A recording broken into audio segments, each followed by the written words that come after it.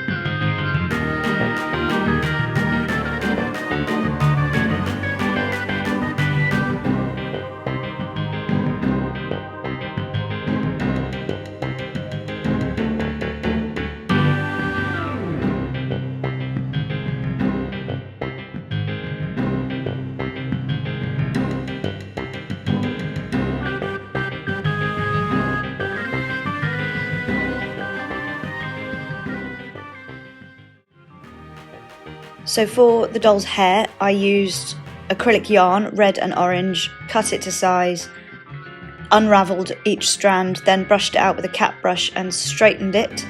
And then I put cling film on the doll's head and hot glued the yarn to the cling film and then removed the whole thing to create a sort of this half wig cap thing, which I will glue on later with some extra bits and pieces, like so.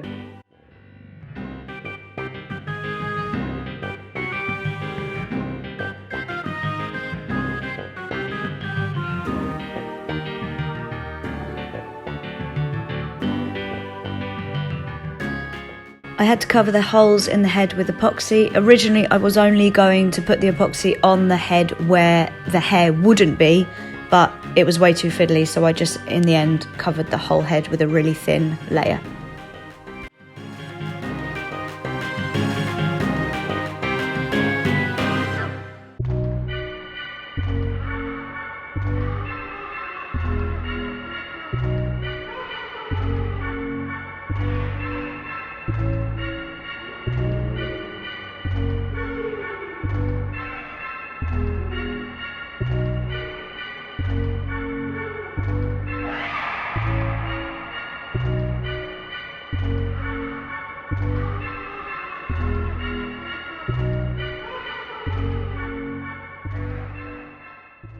So as I'm sure you've probably worked out by now, I am making a Chucky themed doll. It's not going to be a replica.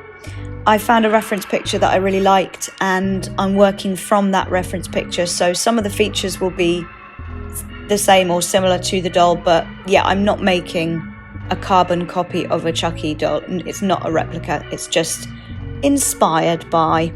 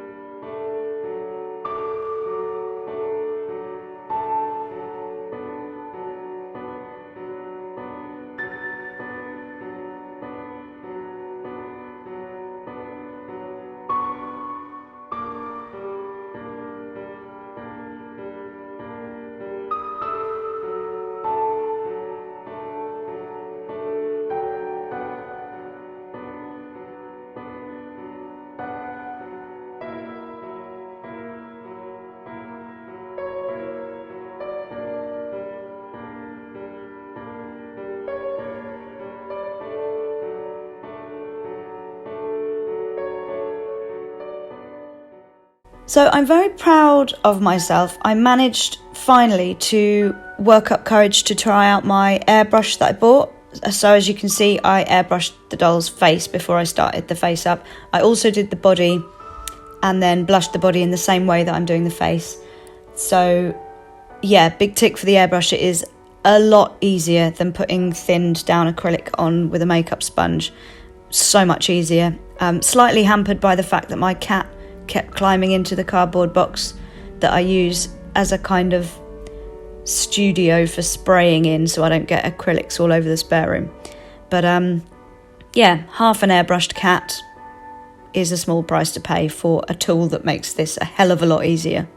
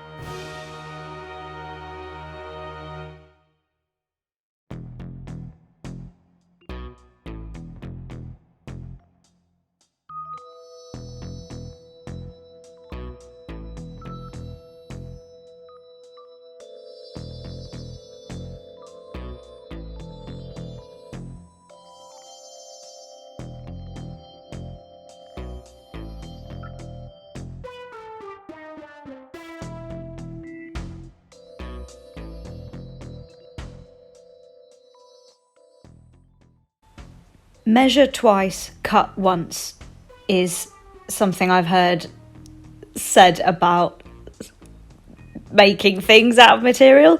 I cut a lot of times before I bothered to measure, but I ended up with my first partly sewn, partly hot glued doll clothing success story. I'm happy with it.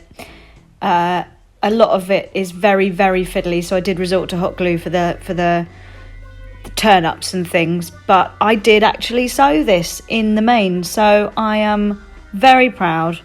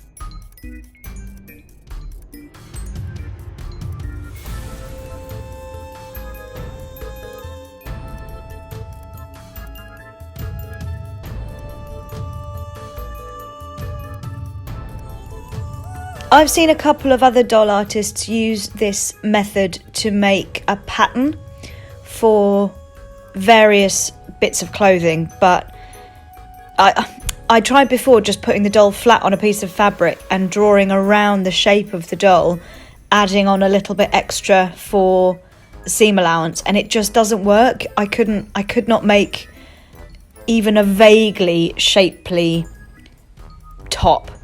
But this small pieces of masking tape stuck over cling film gives you the seam allowance and also allows you to cut the fabric in a way that mirrors the shape of the doll. So you just draw on the seam lines, making sure you have enough wiggle room for the arms and stuff, and then you snip it out and cut it out from your fabric, and then you've got a pattern that you can use again and again. The only thing I didn't do was the sleeves. I didn't do the sleeves in the same way. I just eyed them, and it was fine because they're just like, I guess, little tubes, but I'm sure that there is a better way to do it.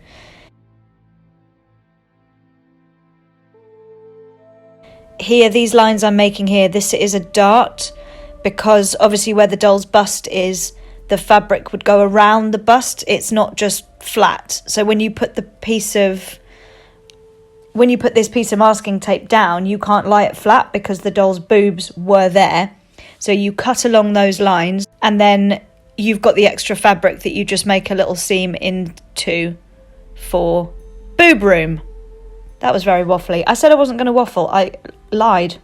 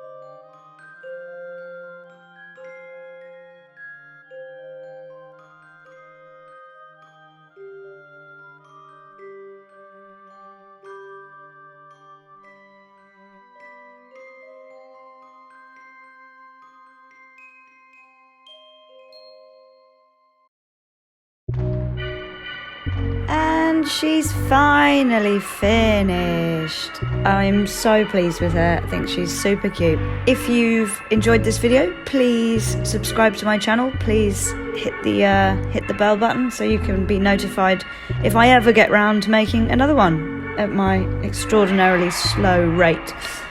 You can also follow me on Instagram at Delirious Workshop. And yeah, have a little look, and hopefully I'll be making another video very soon. Thanks, bye.